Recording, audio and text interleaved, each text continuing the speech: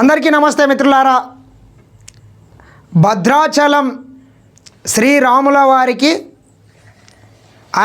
రాముల వారి కళ్యాణానికి నిన్న తెలంగాణ రాష్ట్ర ప్రభుత్వం తరపున ముఖ్యమంత్రి రేవంత్ రెడ్డి గారు సతీ సమేతంగా వెళ్ళి రాముల వారికి కళ్యాణానికి పట్టు వస్త్రాలతో పాటు తలంబ్రాలను కూడా అందించడం జరిగింది. మనం ఒక్కసారి గమనించినట్లయితే మిత్రులారా, భద్రాచలం పుణ్యక్షేత్రం ఏదైతుందో దాన్ని దక్షిణ అయోధ్యగా మనమంతా కొలుసుకుంటాం. ఈ భద్రాచల క్షేత్రాన్ని 1645 నుంచి 1680 మధ్యలో ఆనాటి నిజాం ప్రభు తానీషా కొలువులో నేలకొండపల్లి తహసీల్దార్గా పనిచేసినటువంటి కంచర్ల గోపన్న ఎవరైతే మనం రామదాస్గా కొలుచుకుంటామో ఆయన ఈ ఆలయాన్ని ప్రతిష్టాత్మకమైనటువంటి ఆలయాన్ని నిర్మించడం జరిగింది.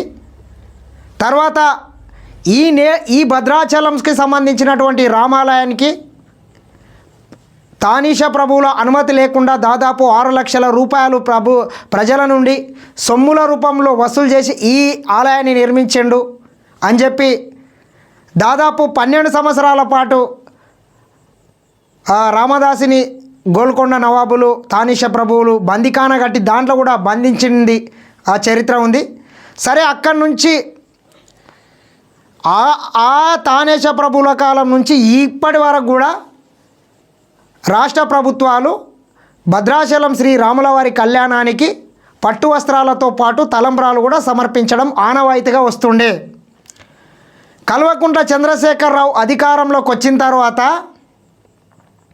ఈ ఆచారాన్ని పక్కన దొక్కి తన ముద్దుల మన్మడైనటువంటి స్కూల్కి పోయే పోరగంతో ఆయన పోలేక తీరిక లేక ఎక్కడికి వెళ్ళి ఫామ్ హౌస్లకు వెళ్ళి బయటకు వస్తే సాయంత్రం జరిగేటటువంటి కార్యక్రమాలకు ఆటంకం ఏర్పడుతుందని చెప్పి స్కూల్కి పోయే పిల్లగాన్ని ఇట్లా వానికి హెలికాప్టర్ లెక్కించి ఇట్లా వానితోని కూడా హిమాంశిగాడు వాడు చిన్న పిల్లగాడు, స్కూల్ పిల్లగాడు, 10 సంవత్సరాల వయసు కలిగినటువంటి పిల్లగానికి తెలంగాణ రాష్ట్ర ప్రభుత్వం అధికారికంగా వాడేటటువంటి హెలికాప్టర్ ఇచ్చి సకల సౌకర్యాలు కల్పించి అధికారులను ఏర్పాట్లు చేపించి ప్రభుత్వ లాంఛనాలతో ఈ రకంగా పట్టు వస్త్రాలు తలంబ్రాలు సమర్పించే కార్యక్రమాన్ని గత బీఆర్ఎస్ ప్రభుత్వం చేస్తే, కాంగ్రెస్ పార్టీ అధికారంలోకి వచ్చిన తర్వాత ప్రజాపాలన మొదలైన తర్వాత ముఖ్యమంత్రి రేవంత్ రెడ్డి గారు ముఖ్యమంత్రి పీఠంలో కూర్చున్న తర్వాత అధికారికంగా ఇట్లా రేవంత్ రెడ్డి గారు సతీ సమేతంగా వెళ్ళి ఎంతో భక్తి శ్రద్ధలతోని స్వామివారికి తలంబ్రాలు పట్టు వస్త్రాలు సమర్పిస్తున్నారు. ఇట్లా ఉంటుంది ప్రజాపాలన. దొరల పాలనకు తేడా ఏ రకంగా ఉంటుంది అనే దానికి ఎంత అహంకారం.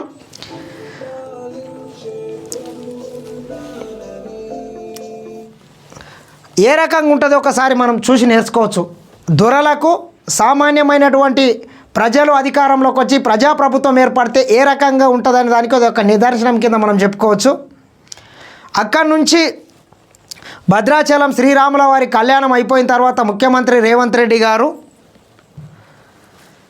ఏదైతే తెలంగాణ రాష్ట్ర ప్రభుత్వం ప్రతిష్టాత్మకంగా తీసుకొని పేద ప్రజలకు మనం తినేటటువంటి బువ్వ పెట్టాలి, వాళ్ళు కూడా ఆత్మగౌరవంతో బతకాలి. మనం చూస్తాం మిత్రులారా, తెలంగాణ కావచ్చు రాష్ట్ర వ్యాప్తంగా చాలామంది పేదవాళ్ళు ఏం చేస్తారంటే తమ పిల్లలకు స్కూల్లో పోతే నలుగురి ముందల తినడానికి నామూషి పడతారు, దొడ్డు బియ్యం కట్టిస్తే అని చెప్పి. నేను చాలా మటుకు మేము చూసినాం, కొన్ని సన్న బియ్యం తీసుకొని వచ్చి పిల్లల టిఫిన్ వరకు సన్న బియ్యం పెట్టి వీళ్ళు దొడ్డు బియ్యం వండుకొని పిల్లల మధ్యాహ్నం బాక్స్కి మాత్రమే సన్న బియ్యం కట్టి స్కూల్కు పంపేటటువంటి కుటుంబాలు కొన్ని లక్షల కుటుంబాలు ఈ దేశవ్యాప్తంగా ఉంటాయి. ఎక్కడ పిల్లలు నామూషి అవుతారు, తోటి పిల్లల ముందు వాళ్ళు ఇబ్బందులకు గురి అవుతారు అని చెప్పి ఆ రకంగా చేస్తుంటారు. కానీ కాంగ్రెస్ పార్టీ అధికారంలోకి వచ్చిన తర్వాత ముఖ్యమంత్రి రేవంత్ రెడ్డి గారు తెలంగాణ రాష్ట్ర వ్యాప్తంగా ఉన్నటువంటి దాదాపు 90 లక్షలకు పైగా ఉన్నటువంటి రేషన్ కార్డులకు మొత్తానికి సన్న బియ్యం పథకాన్ని ప్రవేశపెట్టడంతో పాటు సన్న బియ్యంకి సంబంధించినటువంటి లబ్ధిదారుల ఇంటికెళ్ళి నిన్న స్వయంగా భద్రాద్రి కొత్తగూడెం జిల్లాలో రాములవారి కళ్యాణం అయిపోయిన తర్వాత ఒక పేదల ఇంటికెళ్ళి అక్కడ భోజనం చేయడం చూస్తే నాకు అసలు చాలా ఆశ్చర్యం అనిపించింది. గత 10 సంవత్సరాలు ఈ రకంగా ఒక ముఖ్యమంత్రి ఆర్భాటాలు పక్కన పెట్టి సాధారణమైనటువంటి మధ్యతరగతి కుటుంబం వాళ్ళ ఇంటికెళ్ళి కింద కూర్చొని వాళ్ళతో పాటు కలిసి భోజనం చేయడం, వాళ్ళు ఏది పెడితే గది తిని రావడం ఎక్కడన్నా చూసిర్రా మిత్రులారా? ఆలోచన చేయండి మీరు. గత ప్రభుత్వాలు ఉండే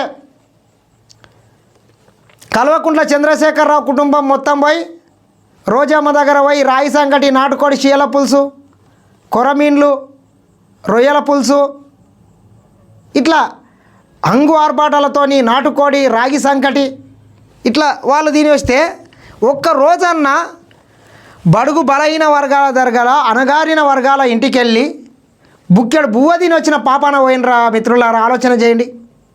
ఇంత 24 గంటలు పనిచేస్తే కూడా కూలి కుక్కల్ని పెట్టించి కొంతమంది పేడ్ ఆర్టిస్టులు పెట్టించి అనునిత్యం ప్రభుత్వం మీద, రేవంత్ రెడ్డి గారి మీద, మంత్రివర్గం మీద, కాంగ్రెస్ పార్టీ మీద బురద జల్లిస్తున్నారంటే అసలు వీళ్ళని మనుషులనల్లా, దున్నపోతులనల్లా, ఏమనల్లా ఆలోచన చేయండి. రోజుకు 18 గంటలు పనిచేసుకుంటా 24 గంటలు వీళ్ళు కుప్పలు చిప్పలు చేసి ఈ రాష్ట్రాన్ని అప్పుల కుప్ప చేసినటువంటి రాష్ట్రాన్ని ఒక్కొక్కటిగా దాన్ని సరిదిద్దుకుంటా ప్రజలకు సంక్షేమ పథకాలు అందజేసుకుంటా ఉన్నతమైనటువంటి విద్యా వ్యవస్థను ఏ రకంగా అభివృద్ధి చేయలే, ఈ అప్పుల కుప్ప అయినటువంటి రాష్ట్రాన్ని ఏ రకంగా గాడిన పెట్టాలని 24 గంటలు పనిచేస్తుంటే కూడా ఇంకా రోజుకు రోజు దుమ్మెత్తి పోస్తే వీళ్ళని ఏమనాలో మీరు ఆలోచన చేయండి. ఇంత ప్రజల దగ్గరికి వెళ్ళి అనునిత్యం వాళ్ళతో పాటు కలిసి వెలిసి ఉండుకుంటా ప్రజల సమస్యలను పరిష్కరించేటటువంటి నాయకుని మీద వీళ్ళు ఈ రకంగా తప్పుడు ప్రచారాలు చేయడానికి కనీసం సిగ్గు శరం ఏమైనా అనిపిస్తుందా? ఆలోచన చేయండి మిత్రులారా. చూడండి మీరు, అసలు గతాల దొరల పాలనలు ఎట్లుండే, పంక్షపక్ష పరమాన్నాలు మొత్తం ఎక్కడ తగ్గకుండా ఇట్లా జగన్మోహన్ రెడ్డి, ఇక స్టాలిన్ కొడుకు ఇట్లా వాళ్ళతోని భోజనాలు చేసిండు. కానీ ఏ ఒక్క రోజన్నా ఇట్లా పేదలతోని, బడుగు బలైన వర్గాలతోని, అణగారిన వర్గాలతోని బుక్కెడు బువ్వ వాళ్ళ ఇంటికి వెళ్ళినటువంటి పాపాన కూడా కల్వకుంట్ల చంద్రశేఖరరావు పోలేదు మిత్రులారా. చూడండి, బట్టి విక్రమార్క గారు, మొత్తం ఉత్తమ్ కుమార్ రెడ్డి గారు, ముఖ్యమంత్రితో పాటు మంత్రివర్గం మొత్తం రాజగోపాల్ రెడ్డి, కోమటిరెడ్డి వెంకటరెడ్డి, సీతక్క ప్రతి ఒక్కరు వెళ్ళి పేదల ఏదైతే తింటున్నారో వాళ్ళ ఇంటికి వెళ్ళి ఒకసారి మనం చూడొచ్చు.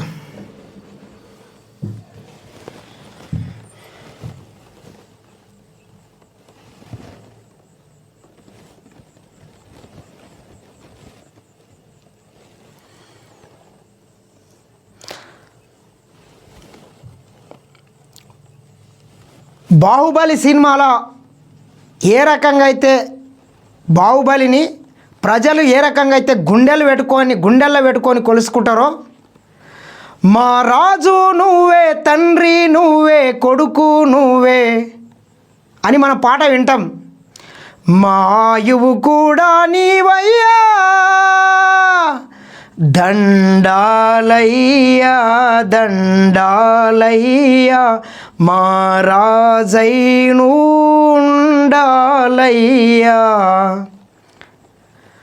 పాలకుడు అంటే ఒక సేవకునిగా మారి పేదల దగ్గరికి వెళ్ళి వాళ్ళ కష్టసుఖాలు తెలుసుకున్నటువంటి నాయకుడే నిజమైనటువంటి నాయకుడని మరొక్కసారి ముఖ్యమంత్రి రేవంత్ రెడ్డి గారు నిరూపించారు. ఇంత కష్టం చేస్తున్నట్ల ఈ రకంగా పనిచేస్తే కూడా రోజుకు కొంతమంది పని కట్టుకొని ముఖ్యమంత్రి గారి మీద, ప్రజాప్రభుత్వం మీద ఈ రకంగా దుష్ప్రచారం చేస్తే ఇది ఎంతవరకు కరెక్టో ఆలోచన చేయాల్సిన అవసరం తెలంగాణ ప్రజలకైతే ఉందని ఖచ్చితంగా చెప్పక తప్పదు. దయచేసి ఇటువంటి దుష్ప్రచారం చేస్తున్నటువంటి దొంగల మీద కఠిన చర్యలు తీసుకోవాల్సిందిగా మరొకసారి కోరుకుంటూ, ఈ దుష్ప్రచారం ఎవడైతే చేస్తున్నాడో ఈ దుష్ప్రచారాలను కూడా కాంగ్రెస్ పార్టీకి సంబంధించినటువంటి వారియర్లు తిప్పికొట్టాల్సినటువంటి బాధ్యత కూడా మనందరి మీద ఉందని మరొకసారి తెలియజేస్తున్నా. చూస్తూనే ఉండండి SN TV.